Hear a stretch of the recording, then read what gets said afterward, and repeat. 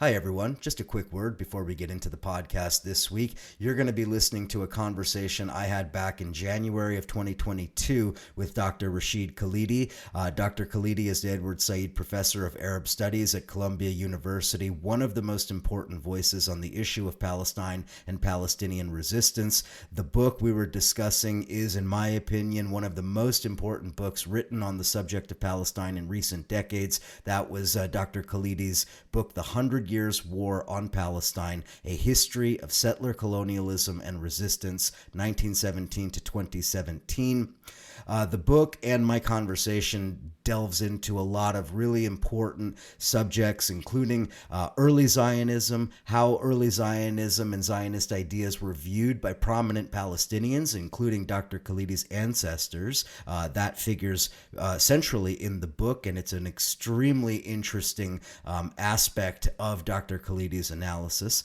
I would also kind of tease the fact that the conversation really focuses on the link between Zionism, colonialism, and imperialism, how imperial power utilized Zionism and how Zionism utilized imperial power in order to further its project. Really, really critical analysis there as well.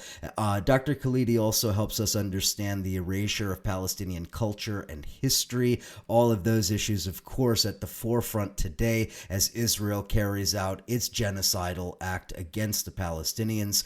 Dr. Khalidi and I also discussed Israel's rightward shift, the impact that the extreme right-wing nature of Israel today has had on Jews inside the United States and in the West, especially on younger Jews. Many of these conflicts that Dr. Khalidi and I were discussing then are now, of course, central questions as all of this kind of unfolds in the streets, in protests, etc. There's a lot more that's in this conversation. I'm not going to run down all of it, but I wanted to introduce all of that as a way of saying why this conversation is so important, why it's critical to have these kinds of conversations now, and also, just as a little sort of nudge, CounterPunch has been providing this kind of perspective for more than 30 years. Dr. Khalidi is not the only voice that you would see either in our podcast or on our website or in the pages of our magazine in years previous.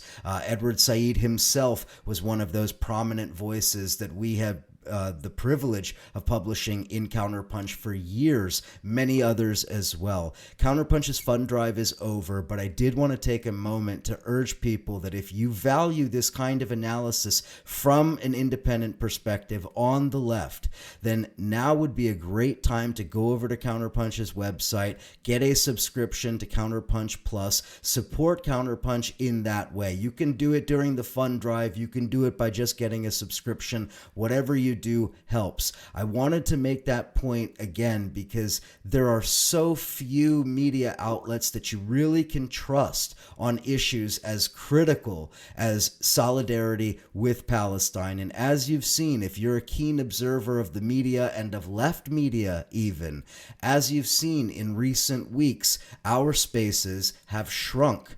Our voices are being pushed into the background, and we need spaces like CounterPunch to prevent that from happening, to prevent voices from being stifled, to allow for these kinds of perspectives to penetrate the mainstream discourse. We're seeing it now on the issue of Palestine. Even the egregious attacks by the Israelis, those are even penetrating into a bit of the mainstream discourse. Some of that has to do with the pressure coming from the left, from young people. I would urge everyone listening to this conversation, to this podcast, to do whatever you can to support the people of Palestine, to support Palestinian solidarity and Palestinian resistance in its various forms, and to do what you can to educate people in your life, in your social networks, in your extended families, etc., to address these issues, to make them understand why the issue is so important, to not allow Israel and its various propagandists to distort the nature of this conflict, to turn it into a conflict between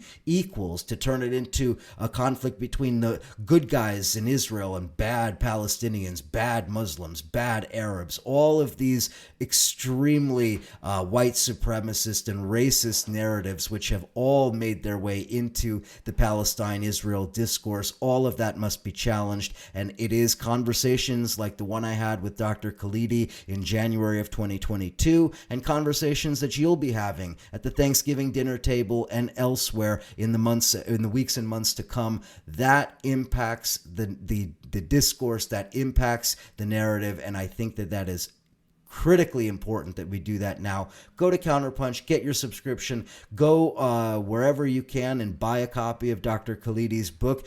Give it to your family and friends this holiday season. Do what you got to do. Enjoy the conversation. I will be back very soon.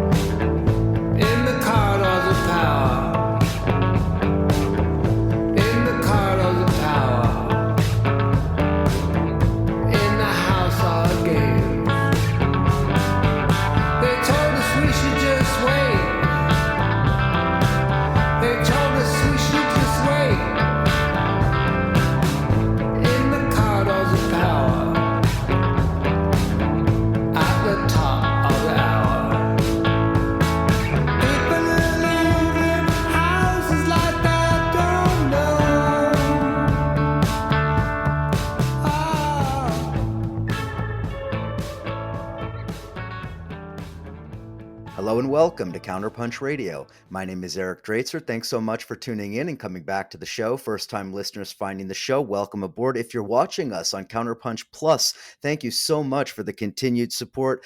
Independent media is so critical, especially now, especially given everything that's happening in the world, Central Asia, the Middle East, Latin America, so many things happening. You got to keep your eye on all of them, and unfortunately, the mainstream press often doesn't allow you to do that. So that is what CounterPunch is here for. We've been around for almost 30 years. If you want to support us and you want to have access to all of this great content, go to the website, get a subscription to CounterPunch Plus, and you will have it. And so with that, I am very excited to have this chat today. It's been several years since I chatted with my guest, but he is one of the preeminent scholars in his field. It is Dr. Rashid Khalidi. He is the Edward Said Professor of Arab Studies at Columbia University, co-editor of the Journal for Palestine Studies, author of many books, including, most relevant for our conversation today, the most recent book, The 100 Years' War on Palestine, A History of Settler Colonialism and Resistance. Dr. Rashid Khalidi, welcome to CounterPunch. Thanks so much for having me. Thank you for all of your work, of course, but particularly for this book. Let me just throw it up there, I guess, in case people don't have a copy and they want to get a copy. That's the book. It's so important. It's so important. Let's just begin with a little bit about the history of the Khalidi family. If we could, tell us a little bit about your family, some of your ancestors, how they came into contact with early Zionists and early Zionism, and how that is really relevant for understanding everything that's happened since. Yeah. Well, I come from a family that has lived in Jerusalem for many centuries, probably since before the Crusades. We're not sure about that, but certainly since the Crusades. And that has played all kinds of roles, especially in judicial affairs and sometimes political affairs in Palestine over many, many years. So an ancestor of mine happened to have been a member of the first Ottoman parliament that was elected in 1877 and later was mayor of Jerusalem. And he, a man named Yusuf Dia al-Khalidi, was teaching in and studied in Vienna, where he obviously learned about Theodor Herzl, the founder of modern political Zionism. And as mayor of Jerusalem and as a deputy for Jerusalem in the Ottoman parliament, he knew about the very earliest stages of Zionism, political Zionism, even before Herzl established with the first Zionist Congress, the modern Zionist movement. And so he wrote a letter the year after Herzl's the first Congress that was held in Basel, actually, in Switzerland, to Herzl, warning him of some of the problems with the Zionist project, which Yusuf Khalidi obviously knew a great deal about from his residence in Vienna, from his having looked at his private papers. I know that he was getting Austrian papers. He was getting papers from all over Europe. So he was up on what was happening in terms of the founding of the modern Zionist movement. And I start the book, actually, with a description of exchange of letters between Yusuf Khalidi and Theodor Herzl. So that's, part of the beginning of a connection, as it were, between members of my family and the very earliest leaders of the Zionist movement. I had other members of the family who were involved in different ways. Another relative was a member of a later Ottoman parliament, where he spoke about Zionism and the problems of Zionist colonization of Palestine. A man called Rashid Khalidi, who was also deputy for Jerusalem. My uncle, even later in the 30s, was exiled by the British for his opposition to the British colonial project and to the Zionist project. He had been elected mayor of Jerusalem, and the British exiled him for many, many years, first to the Seychelles Islands and then to Lebanon. So, various members of my family over the past, century and more have had an involvement with the politics of this issue at different levels. And then my family obviously was affected. My father and mother traveled to Palestine planning to go back there to live in 1947. And then the 1948 war came along. My grandfather lost his house, and my father and mother ended up staying in the United States, and that's where I was born. So, my family and like most other families in Palestine have been directly affected by events there in relation to this process of settler colonialism. Yeah, it's fascinating reading through the beginning of the book, because you find that these, ancestors were not only coming into contact with Zionist settlers, but were engaging on a theoretical level about Zionism and understanding even the material conditions that were driving Zionism at that time, the oppression of Jews in Europe, et cetera, et cetera. So it wasn't as if there was visitors from another planet all of a sudden. No. One of the remarkable things about the way Palestinians have related to Zionism is that this is not just true of members of my own family, that many of them, at least, had a very clear understanding of what was going on. They read the European press. And so the bromides and the pablum that the Zionists fed to disguise their real objectives, which were to turn Palestine into the land of Israel, didn't wash with many people, because they actually knew what was being said at the Zionist congresses. They knew what was being said in English and in German and in French. This comes through not just through members of my own family. I also use the memoirs of, in fact, my wife's grandfather, who was a newspaper editor and founder or co-founder of one of the leading Palestinian newspapers, a newspaper named Palestine. And he wrote extensively about this, as did others in his newspaper. And I've looked at other Palestinian papers from this period, and so there was quite a high awareness of the dangers for Palestine and for the Palestinians that the Zionist movement represented. The idea was not to come and live alongside Palestinians or to come and live as a Jewish minority in a majority Arab country. The idea was to reverse that demography, create a Jewish majority, and make Palestine a Jewish state. And that meant the Palestinians were to be sidelined at best. And Palestinians, many of them at least, understood this from very early. And that's one of the things I try and show in the book. There was not a benign intention, for coexistence. There was a clear intention to come and take over the country and make it into a Jewish state. Otherwise, there's no point to Zionism. If you want to live as a minority, you can live as a minority anywhere in the world, and that is in the analysis of many of these Zionists. That's the problem.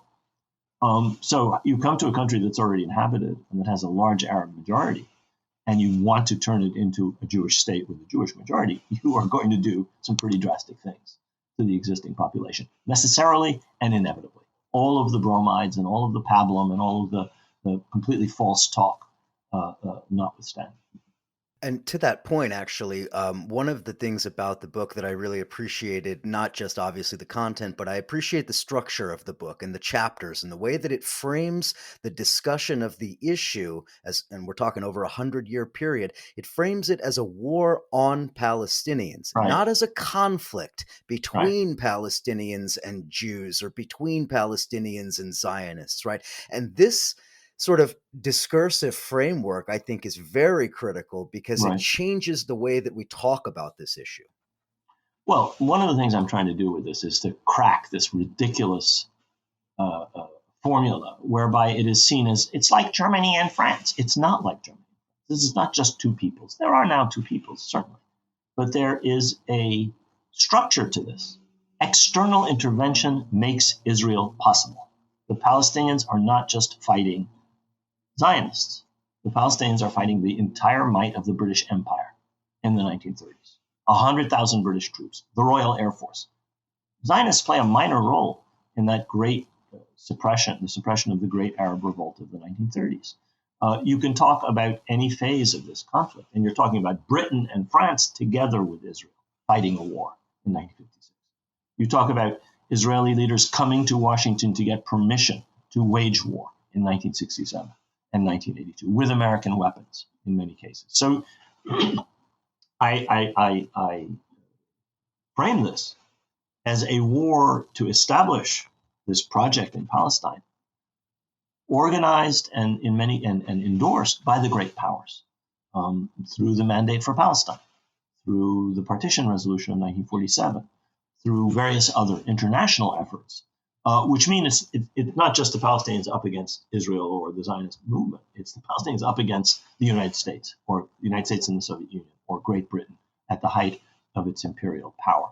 And I therefore am trying to wrench people away from what I think is an entirely false equivalence between the two sides. First of all, there's no equivalence between them. The Zionist project is always backed by the big battalions externally. Secondly, yes, you now have an Israeli people. Yes, Zionism has a national aspect, but it is also a settler colonial project. Just like North America, just like Australia, just like Algeria, just like South Africa, to replace and dominate the indigenous population with a new population brought in from outside.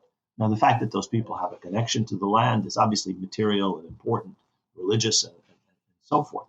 But that does not and should not obscure the fact that as far as the late 19th and early 20th century was concerned, these were Europeans who came in with a European mindset of superiority over and contempt for the natives to take over the country from the natives. And all of the tropes that are used in early Zionist portrayals of Palestine are very similar to the tropes used by other colonial projects elsewhere in the world in the 18th and 19th centuries. So I insist on framing it in this way, not because I think this is a smart polemic. I think that is actually true to the reality, as in fact the Zionists themselves saw it at that stage.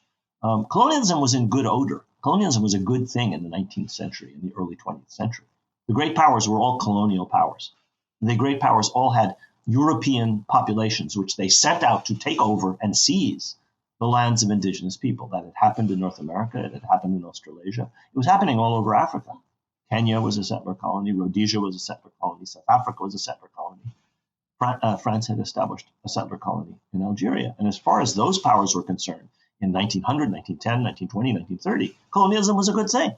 It improved the natives. It was meant to elevate them. And that's exactly the rhetoric that the Zionist project used, as well as, of course, a claim to Palestine on religious grounds and other. So these are not identical. I mean, I'm not saying that South Africa and Palestine are the same. They're not the same. But in certain respects, it's important to understand that there are elements here which are quite similar. And to say that this is a settler colonial project is not to do violence to the self-understanding of the Zionists themselves. I quote in particular one of the leading Zionist theoreticians, a man called Zev Jabotinsky, who founded the train of thought that produced most of the recent prime ministers of Israel. Begin, Shamir, Ariel Sharon, Netanyahu are all people who follow in the tradition of Jabotinsky. And he talked explicitly about this is a colonial conflict. This is an indigenous population which is going to resist as long as we intend to transform Palestine into the land of Israel. So he was blunter and more honest than a lot of these Zionist leaders who pretended otherwise. They knew, if you read their diaries, they knew. Herzl knew. Ben Gurion knew. Weizmann knew what they were doing. But they talked differently. They didn't want to alarm the British. They didn't want to alarm the American public. They didn't want to alarm the Arabs. And so basically, there was a great deal of deception involved in the projection of what was going on. And that deception continues to this day. I mean, when you say colonial settler, people are offended. But that's how people talked about their own project. Jewish Colonization Agency, that's not some anti-Semitic appellation of a major institution that was involved in the settlement of Palestine. This is what they called themselves, the Jewish Colonization Agency. And the quotes from Jabotinsky and others are, what they were saying themselves. And to kind of segue based on what you were just talking about, Jabotinsky and others, how are some of the, let's call them political and social attitudes of the early Zionists, how has that imprinted itself into the fabric of Israel? Because so much of that early views, worldviews, attitudes, racial and otherwise, are in many ways manifested in the current policies of the current state of Israel. Right. Well, I mean, the first thing to understand is that even though the Jewish population of Israel is very mixed, it includes populations that fled or were expelled from the Arab countries. It includes populations which are not originally European. The dominant ethnic group was originally Eastern European Ashkenazi Jews. And they were Europeans. They had European attitudes towards non-European peoples. And they were part of a colonial project headed by and with the muscle provided by Great Britain, which had European colonial attitudes towards non-European peoples. That was the mindset of the early settlers. That was the mindset of the British. They were superior and the locals were inferior. And the contempt of the early settlers, not all of them, obviously, some of them saw the reality and understood that there was a problem with it, but most of them, and certainly of the British, for the local population, is something that's sort of imprinted in the dominant social strata of Israel as it develops. And the defeats of the Arabs, the successive defeats of the Palestinians first and later military defeats of Arab countries, contributed to this contempt. Look at them, they can't organize themselves. Look at how weak they are. Look at how, in spite of their numerical superiority, we've been able to, once again and again, defeat them. So I think that's there in Israeli society. And in fact, those attitudes induced a certain kind of self-loathing among many Mizrahi Jews, among many Jews of Middle Eastern backgrounds. They assimilated the ethos of the dominant European ideologies that were current in Israel, the Eastern European nationalism, of which Zionism is a part. I mean, it grew up essentially in Eastern Europe among the development of socialist and nationalist ideas of Russia and Poland and Ukraine and the Austro-Hungarian Empire. And so those were the dominant political trends and the dominant ethos of early settlement in Palestine. And they continue right through the modern Israeli state. And you see it even in discrimination and treatment of Mizrahi. You see it in discrimination towards Ethiopian Jews who claim centuries of lineage with the Jewish traditions and so forth. And yet they're somehow not, quote unquote, Israeli enough. Yeah. There's a lot of wonderful scholarship. I'm not an expert on this, but there's a lot of work by people who have Yehuda Shenhav, many other people who have worked on this and who are themselves of Oriental backgrounds, Mizrahi backgrounds, and who have shown, exactly as you're saying, that even though these populations are integrated into Israel and are welcomed in Israel, they're treated as second-class citizens, and they're obliged to adopt attitudes and mindsets and a way of speaking Hebrew. The Ashkenazi pronunciation of Hebrew is modern Hebrew. People in Syria, people in Yemen spoke Hebrew with a different accent, an accent that's closer to the way Arabic is spoken, because they were also Arabic speakers. All of those kinds of changes were imposed by the dominant culture. The United States is a society of immigrants, and you can see in the second generation how kids become American in their accent, in their outlook, and so on, even if their parents are still speaking the language of the old country, and so on and so forth. And that's what happened with Mizrahi Jews, with the difference that there was a contempt for where they came from, and therefore for their culture and their background. I mean, they were seen as backwards, and they were treated as if they were backwards. And so their successful assimilation into Israeli society involved the adoption of the dominant attitudes and outlooks prevalent in society. I'm not an expert on this, but it's definitely the case. Indeed. Before we head to the break, I just want to talk very quickly about this issue of a war on Palestinians, because obviously it's in the title of the book. And of course, we're going to get to the resistance here in the next part of our conversation. But talking about war on Palestine, it's not just a physical war against Palestinians. There is a war to erase a culture, to erase a people, and essentially to, for lack of a better word, exterminate Palestinians, right? And so the question of killing Palestinians, killing them physically, this is obvious, this is apparent, but there are other forms that this war takes, right? Cultural forms that it takes, social aspects to it. Can you talk a little bit about how this has happened, and elements, maybe even using maybe some examples of appropriation of Palestinian culture that is by its nature a way of erasing it? Right. I mean, I would stress this much more than I would stress actual killing. I mean, there is killing going on. There was a lot of killing in 1948. There was killing in 67. There's killing in Gaza. But it is as in all of these settler colonial projects, the aim is to take over the country and to eliminate the cultural existence and, if possible, the history of the indigenous population. Not necessarily to exterminate them, push them out maybe. As happened with Native American populations. At the outset, the idea was take over the land and push them away. Later on, there were campaigns where many people were killed in North America. But the project is to take over rather than to exterminate. And sometimes extermination is part of it, but that's not to my way of thinking central, at least not in the Palestine case. But what is central is to eliminate the idea of Palestine and to replace it with the idea of the land of Israel. And this includes things like changing the geography. Every Palestinian place name is replaced by a Hebrew place name. Every historical site is renamed and reappropriated as something that fits into an exclusively Jewish history for the land of Israel. And whole epochs and eras are skipped over in the way in which archaeology is taught and showed, in the way in which the museums operate, in the way in which digs take place.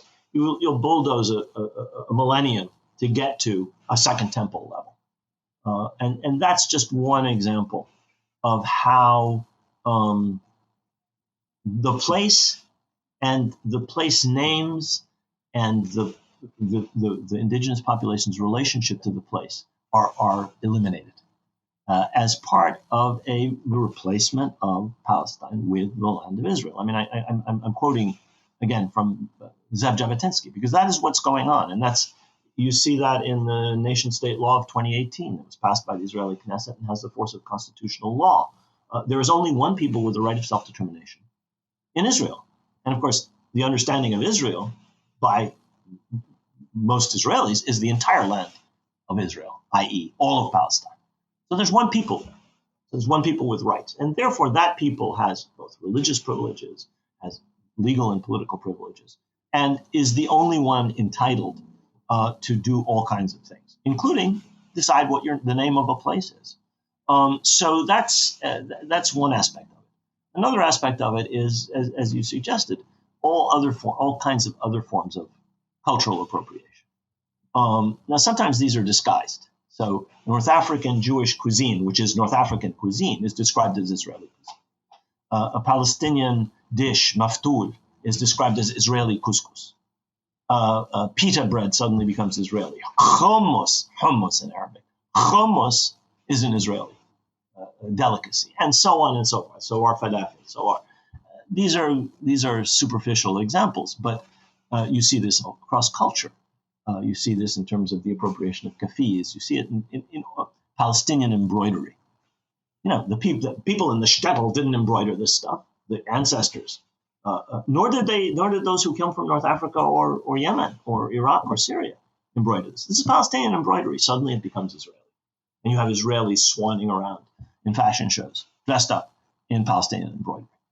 This is cultural appropriation. I mean, we see it happening in North America with Native American culture, and in Native American in other, I should say, colonial settler regimes, and it is part of a process whereby the very name of Palestine it comes to be seen as controversial and dangerous. Teaching about Palestine, the history of Palestine, seeing the country as Palestine is seen as hostile and even anti-Semitic. Well, wait a minute. If there's two peoples here, then there's an Israeli Jewish history that can be understood, and there's a Palestinian Arab history that can be understood. But in the most extreme version of this, as it, for example, history is taught in Israeli schools, Palestinians don't exist. There is no Palestinian history. There's a history of the Jews in the land of Israel.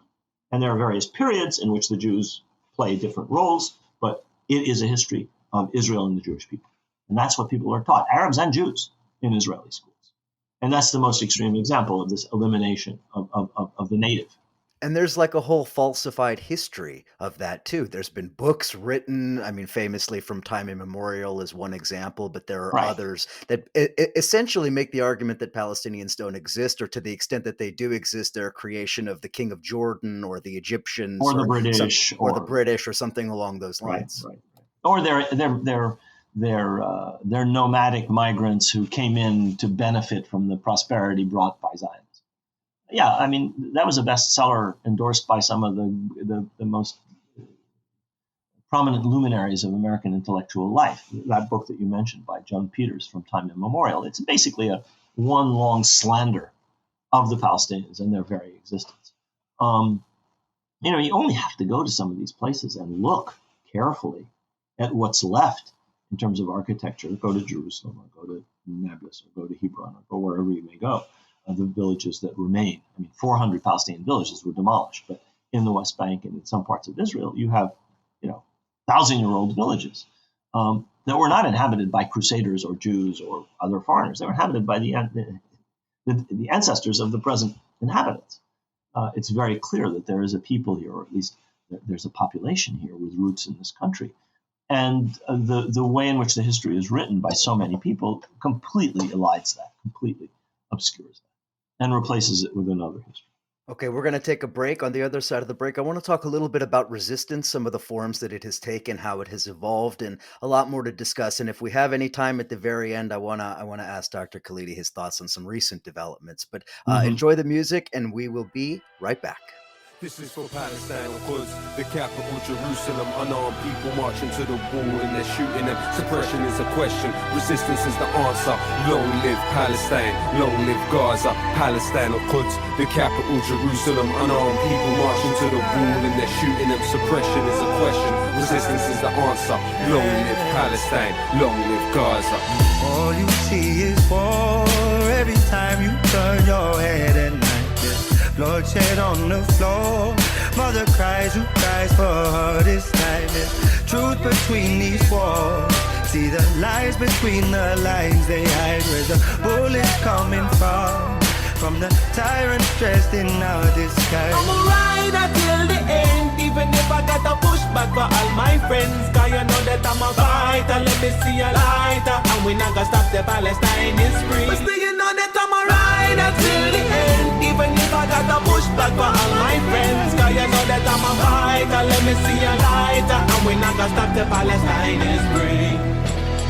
Taught to not love, taught to be blind, taught to not care. Tell me what's real, borderlines, military despair. How to exist if there's no rights to be human in fear? And if you take away your home, where's the house of supposed to live. Taught to not love, taught to be blind, taught to not care. Tell me what's real, borderline military despair. How to exist if there's no rights to be human in fear? And if you take away your home, where's the heart supposed to live? We, my people, long live Palestine. We will never let you go. Sing it with me now. Free, free Palestine. Free, free Palestine. Free, free Palestine. Free, free Palestine. Free, free Palestine. Free, free Palestine. Free, free Palestine. Free, free Palestine. And we are back chatting with Dr. Rashid Khalidi. Again, the book, let me just hold it up for my CP Plus viewers. That is the book. You got to get yourselves a copy of The 100 Years' War on Palestine, A History of Settler Colonialism and Resistance. It is a must read, and I will particularly say for any of my fellow people of Jewish background, Jewish ancestry, this is a particularly useful book, especially if you were indoctrinated with a lot of propaganda, as I was, as many others were. This is really useful, really important, and something you can share with your own children and grandchildren so that we can hopefully have a better understanding of all of these issues. Okay. I want to ask you a little bit about resistance, because the book isn't just a documentary of the tragedies that have befallen the Palestinian people. It's also about resistance, some of the forms that it has taken. So can we talk a little bit about that trajectory? What was Palestinian resistance in the early years? How has it sort of evolved since then? And then, kind of maybe bring us forward to today. Right. I think it's important when you talk about this to put it in context. Every colonial power meets with resistance. Every settler colonial project, which is aimed at settling a new population at the expense of the native population, meets with resistance. And every colonial power and every settler colonial project has a whole vocabulary for denigrating the natural native resistance to what is being done to that population. Whether they're called criminals or they're called bandits or they're called terrorists. This is what the British called Indians who resisted British rule. This is what the British called Irish people who resisted British rule and British settler colonialism in Ireland. This is what the French called Algerian, who resisted their domination in Algeria. And this is how the Zionist project has coded Palestinian resistance to a project intended to take over the country, and which the Palestinians naturally resisted. Some resisted more than others, some resisted violently, some resisted in other fashions. And the means of resistance are myriad. There were outbursts of violence in 1920, 1921, 1929, and then a huge revolt in 1936. But in between, there were all kinds of protests and marches and demonstrations and petitions and delegations and conferences and meetings to attempt to bring the British to their senses and to show them that what was underway was something that the Palestinians couldn't accept. It meant taking over their country and turning it into a Jewish country. And that range of forms of resistance tends to be obscured by the very important periods in which there was considerable violence, either against the British or against settlers. Israeli settlers, Jewish settlers, in the period leading up to 1948, the establishment of Israel. And resistance to the establishment of Israel by Palestinians, which was crushed ultimately, even before the 1948 war starts and the Arab armies become involved. There's fighting all over Palestine, and the Palestinians are dramatically and totally defeated. So this armed resistance and other forms of resistance, boycotts, demonstrations, strikes, and so on, form a panoply, which is rather similar to what other indigenous populations subject to settler colonialism engaged in. The Irish invented the term boycott. Captain Boycott in 1880 was boycotted because he was the agent of a British lord who owned vast tracts in Ireland and was taking over the properties and treating the Irish poorly. People all over the world picked that tactic up in India and South Africa, later the American South. And the Palestinians did it as well. And there are many other tactics that were adopted from India or from Egypt or from Ireland or from other colonial possessions of the European powers that were used. And that continues to this day. I mean, people will focus on the violence of Hamas or the violence of the PLO back in the day when it was engaged in armed struggle. and not recognize the fact that all kinds of other forms of resistance were also being waged again. And the most important thing, I think, is to see this as resistance to a process which is intended to dispossess an entire population. This is not an unacceptable, illegitimate reaction to legitimate rule. This is a reaction to something that is fundamentally illegitimate, which is the appropriation of an entire country, the appropriation of people's property, which is continuing to this day. I mean, we see it in Sheikh Jarrah over the last several months. Yesterday, the other day, several months ago in May, there were outbreaks over appropriation of property. But this is going on all over Palestine over many, many decades, certainly since 1948. When people's property is stolen, when their homes are taken away, when their homes are demolished, when they're expelled, their reaction will sometimes be violent and sometimes not be violent. But there will be a reaction. And that has to be understood as resistance to a process which has to be seen in its essential nature as a settler colonial takeover systematically over more than a century now of the country, turning Palestine into the land of Israel, in the words of Jabotinsky. One of the really interesting things about examining the history of Palestine is seeing the role that it played, or maybe that it was thrust into, in the context of the Cold War. Can you just speak a little bit about Palestine and its sort of place within the Cold War dynamic, and maybe the Soviet Union and its shifting positions on Palestine, and how that impacted, I mean, I guess this is the main point of the question, how that impacted the trajectory that we've seen over the last, several decades. Right. Well, the Soviet Union plays a very interesting role here. At the outset, the Bolshevik Party is not favorable towards Zionism, or most nationalisms. And Zionism is, among many other things, a national project, obviously. But something changes after World War II. And for a variety of reasons, Stalin decides that it is in the interest of the Soviet Union to support the establishment of Israel. And so the Soviet Union joins the United States at the United Nations in supporting the creation of a Jewish state in most of Palestine under the Partition Resolution of 1947. This could not have happened without joint American-Soviet arm-twisting, bribery, and bullying in the General Assembly. Both countries were involved and responsible, and it was an American-Soviet initiative.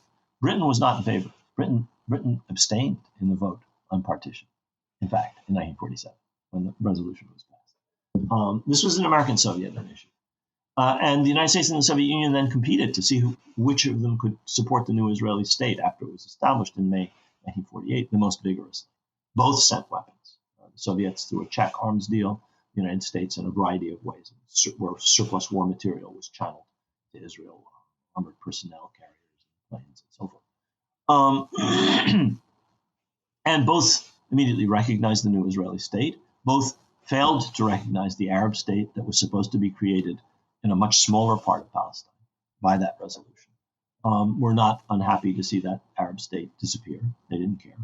What they wanted was a Jewish state, both countries, the Soviets and the Americans. That honeymoon between the Soviet Union and Israel did not last very long, only a few years after 1948, when Israel joined the Western coalition in Korea in 1950-51.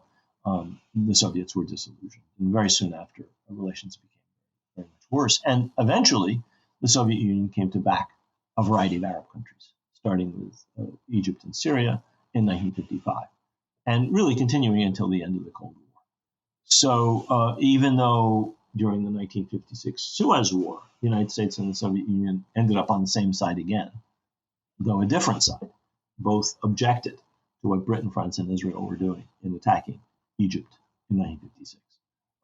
From that point onwards, really, the Soviet Union tended to back several Arab countries, and the United States more and more tended to back Israel. And so the conflict between the Arab states and Israel came to track, or at least several Arab states and Israel, especially Egypt and Syria, came to track with the Cold War, and came to be seen, especially from the 60s onwards, as a vital arena of Cold War competition between the Soviet Union and the United States. And that continued right up to the end of the Cold There's so much more to say about that subject, but we will run out of time if I continue with that. So let me just move on very quickly. Can we talk a little bit about Israel's political trajectory in recent years as it moves further, seemingly moving further and further to the right? I mean, Netanyahu is an obvious sort of high watermark there, but I want to talk about that in the context of what we are living through now and what may potentially be coming. I mean, I'm not going to get into speculating, but it's entirely possible we'll see a return of Donald Trump in 2024, and that would obviously impact relations with Israel in various ways. So can we talk a little bit about Israel's political trajectory moving as far as it has to the right, and what that means for the Palestinians? Yeah, well, I'm not going to speculate about what may be coming, but I think we can certainly see that there has been a shift further and further rightward of Israeli politics. I mean, if you go back to the 1982 war, when Israel invaded Lebanon, as many as 15 to 20,000 people were killed, most of them civilians. Beirut was besieged for several months. Sabra and Shatila massacres took place. There was an enormous reaction inside Israel of opposition to the war. Some of the biggest demonstrations against the 1982 war took place in Israel, among Israeli Jews. You fast forward 40 years, and you see Palestinians beaten to death or shot on the ground, and or other horrific examples of how the Israeli military treat the Palestinian civilian population. There's not a peep out of most sectors of Israeli society. These things have been normalized and have come to be accepted by at least a very broad cross-section of Israeli opinion. So there has certainly been a move to the right. And it has to do with a more religious nationalism. It has to do, which is, I mean, if you say, this land is my land, God gave this land to me. That's the theme song of the horrible movie Exodus.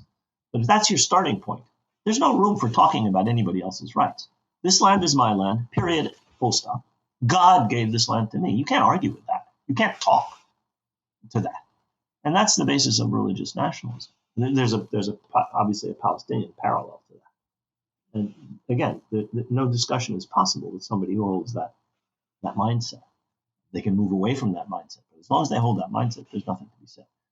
And those people have grown in importance in Israeli politics, as have settlers. The first settlements are established by labor governments in the late 60s. But over time, that religious nationalist sector of Israeli politics has become identified with the settler movement. And you now have 700,000 or 800,000, probably closer to 800, maybe even more than 800,000 Israeli citizens living in illegal settlements in the West Bank and in East Jerusalem, which is not coded as the West Bank or occupied territories in Israel. They're Judea and Samaria, they're part of Israel. As far as Israelis are concerned, they're part of Israel, whether legally they have been annexed or not. In practice, they have been incorporated into Israel. Israeli law applies to Israelis operating anywhere in former mandatory Palestine between the river and the sea. The Israeli telecommunications networks, roads, taxes, sewage, everything applies to them. They are Israelis living in Israel, whether they're in the occupied West Bank or East Jerusalem, or whether they're in Haifa or Tel Aviv or anywhere else. And that worldview, which sees the occupied territories as part of Israel, wasn't there in 1967. There's been a fundamental change as religious nationalism has become more important, as the settler movement has become more and more powerful in Israeli politics. I mean, think about it. We have 800,000 citizens in a population of whatever it is, of 6 million, perhaps, Israeli Jews. That's a lot of voters. That's a lot of people that politicians can't take for granted or ignore. And that wasn't the case when Rabin was prime minister in the early and mid 90s. He could take positions against the settler movement, which were broadly popular with Israeli public opinion. I mean, he was assassinated by a supporter of the settlers, so you could go just so far, and it cost him his life. But views were possible in the 80s or 70s or 90s, which are simply impossible today. I mean, the people who hold them are a fringe. This was a prime minister. Now, he was no opponent of settlement, but he was hostile to the settlers in many, many respects. He wanted to cut their funding. He was not favorable to much of what they were doing, understanding that they were fundamentally opposed to what he was trying to do, which is to figure out how to do a deal with the Palestinians. I can talk about how limited that deal was, but that's another issue. Just talking about this shift to the right, I think that Netanyahu plays an enormous role in that, personally, and his predecessors, whether Ehud Olmert or whether Ariel Sharon or whether Yitzhak Shamir or whether Menachem Begin, each of them helped to bring Israel further and further to the right. And we now are in a situation where there's a coalition government, which is there essentially because of the hostility to Netanyahu among people, many of whom agree with him ideologically. So it's a government that includes people who are to the right of Netanyahu, people like Prime Minister Bennett. Ideologically, he is, a soulmate of Netanyahu in terms of not recognizing that there's a Palestinian people, considering there's only one people in the land of Israel, the Jewish people, considering the Palestinians have no rights, desiring not to negotiate with the Palestinians, not accepting the idea of a Palestinian state. Those are mainstream views in Israel today. They weren't 30 years or 40 years ago, or at least they ceased to be at a certain point, and they now are again. There was no recognition of the Palestinians in the 40s and the 50s and the 60s, I should say. There was a great joy at the fact that the Palestinians had disappeared or appeared to have disappeared after 1948. But over time, partly because of the first Intifada in the late 1980s, Israelis grudgingly recognized that there was somebody there who couldn't be mastered and just disappeared. And that understanding is gone now. Israelis have closed their minds off. There are walls that close them off from the Palestinians. There are bypass roads so they don't have to see the Palestinians. Only Israeli soldiers deal with the Palestinians and border guards and police. But ordinary Israeli citizens don't see them. And they don't see them literally or metaphorically. They don't exist. And that's new. There was a realization that they were there for several decades, and that's gone. And that's part of this rightward shift. And another part of the rightward shift that is important for our purposes here is in understanding the ways in which the Israeli state is, let's say, changed its appeal internationally, right? The Israeli state, as it's moved further right, it has lost many progressive Jews. It has lost many even, moderate Democrat Jews, we might call them in the United States.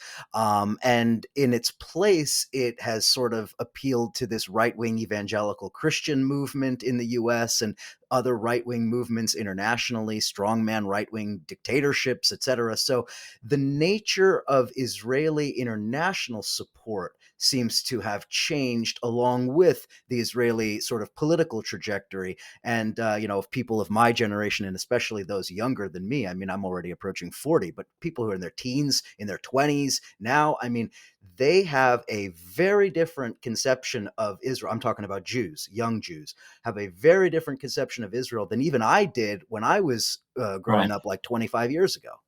Right. I think that's true of many people, many younger people in the Jewish community. I think you're right. They didn't grow up in the shadow of the Holocaust, as did older generations, and for whom the fragility and the existential danger to the Jewish people was foremost in their minds. They had just come out of an attempt to destroy the entire Jewish population of Europe. They didn't grow up in the wake of the 1967 war when people believed Israel was on the brink of extermination. It wasn't. We know that. I document in great detail how everybody who knew anything in the United States or military or the American intelligence services, or for that matter, Israeli military and intelligence services, knew that Israel was in no real danger in 1967, but who believed it was. And I know people of my generation for whom this was formative. The background of the Holocaust was there, but what happened in 1967, when Israel could have been destroyed, eliminated, exterminated, a second Holocaust. The rhetoric was omnipresent. That's how people in their 80s, 70s, 60s, and 50s grew up. That's not true of the younger generation. Israel is a superpower. Israel bullies its neighbors. Israel is not seen as a tiny, beleaguered, weak, victimized little outpost among a sea of hostile Arabs. Yes, there are people who write ludicrous stuff, like a woman who wrote something in The Nation the other day about how Israel was threatened by Arab countries that want to destroy it. Israel has 8 Arab countries that have diplomatic relations with it, including 2 of its most important neighbors. No Arab government has said anything about destroying Israel for about 40 or 50 or 30 or whatever years. So there is a generation of people brainwashed to believe that Israel is in existential danger at every moment of its existence. This justifies their doing anything. But young people don't believe that. They know that Israel is a nuclear superpower. They know that Israel has bombed Well, they may not know the details, but it's bombed 7 Arab capitals in the past 50 years. The Arabs have reason to be scared of Israel. Israel doesn't have that much reason to be scared of the Arab states, not in existential terms. Terrorism, yes. The possibility of a clash, yes. The danger to individuals, yes. But no existential threat.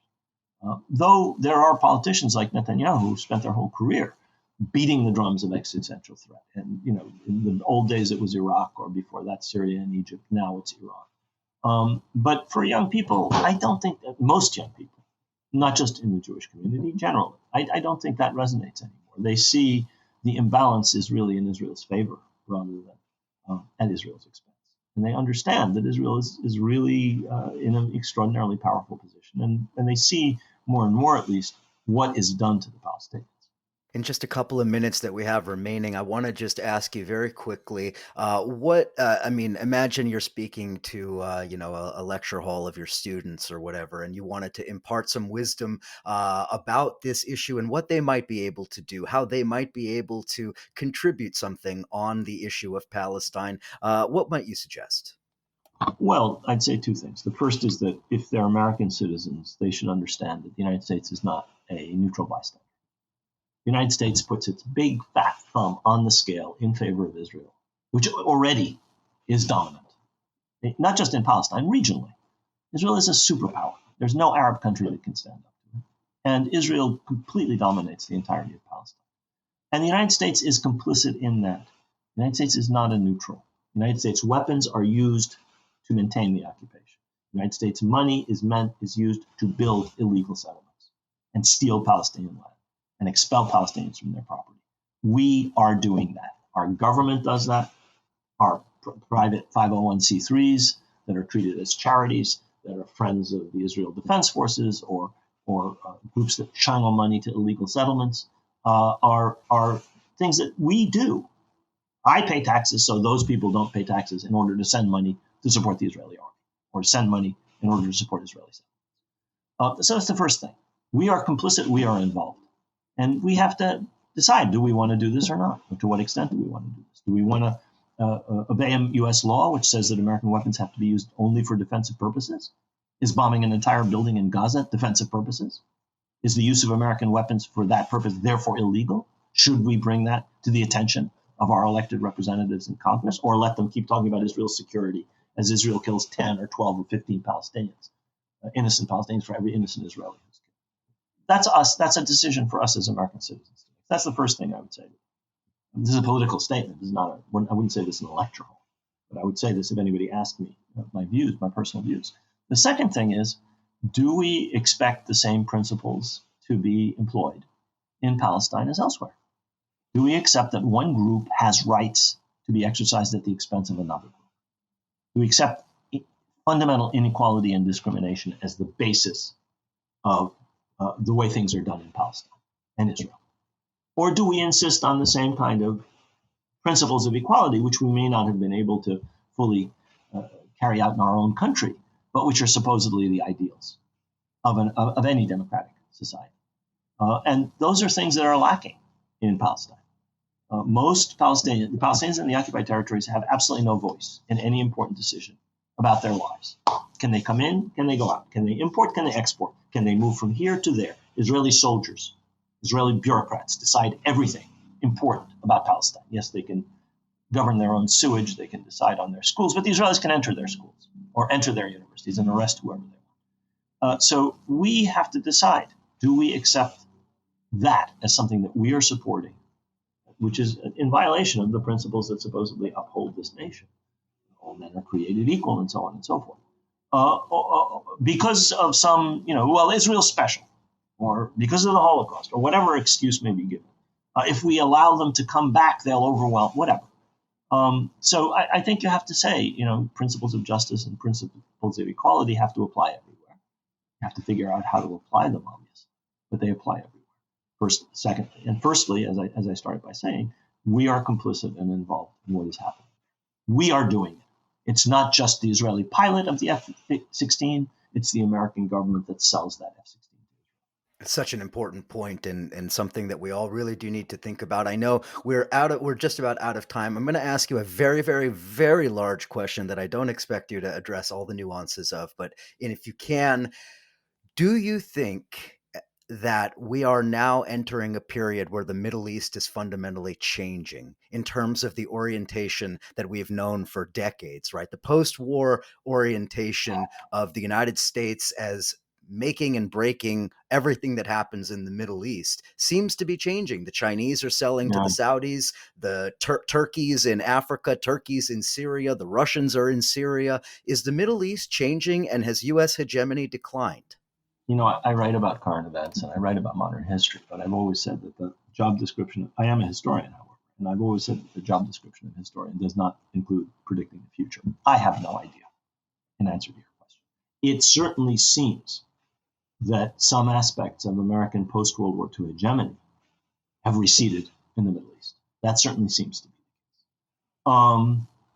Does that mean that in the 2020s, the United States will cease to be the dominant power in the Middle East? I really don't think that that's the case. I do think the United States has enormous residual power, financial, economic, military, and other soft power. But is that beginning to change? May well be beginning to change. With the rise of China, with the greater assertiveness of India and Russia, maybe one day, if they ever get their act together, the Europeans. But how that will impact the Middle East, I couldn't possibly say. It will, probably, sooner or later. But sooner could be not very much sooner, and later could be very much later. The connection between the United States and Israel is an old and very strong one. And the United States operates as if it's on autopilot in so much of its foreign policy. I mean, we cannot get over our hostility to Russia and China. We cannot see things from their perspective. There's an echo chamber in Washington which refuses to see NATO as anything but a defensive alliance that's always there for good, and any reaction of the Russians to it is blah. American policy is on autopilot and on so many things, and that's true certainly where Israel is concerned. Israel's security is sacrosanct on the Hill and among American policy. The people who are insecure are the Palestinians. And the people who are most, I should say, insecure are the Palestinians. But that's not the way it's seen on Capitol Hill. Israel is still seen as vulnerable, and so on and so forth. How you change that really depends on the American public, on people who are changing in their views, finally having an impact on politics. And that may or may not be happening. I couldn't possibly predict that.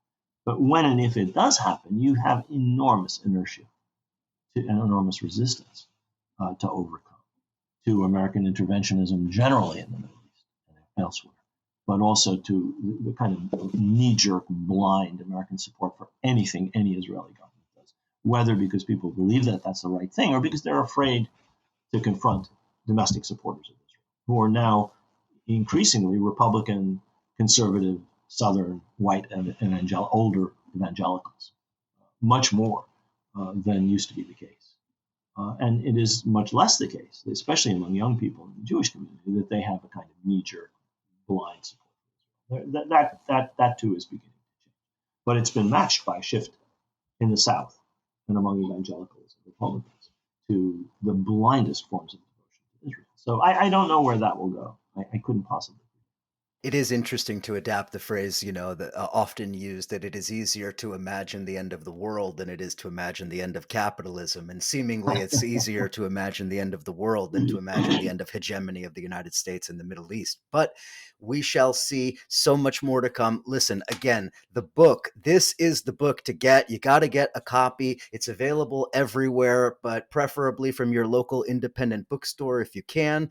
Again, the book, The 100 Years' War on Palestine, A History of Settler Colonialism and Resistance. Rashid Khalidi is the author. He's been with us here on CounterPunch. Rashid, thank you so much for all of the work and for a great conversation.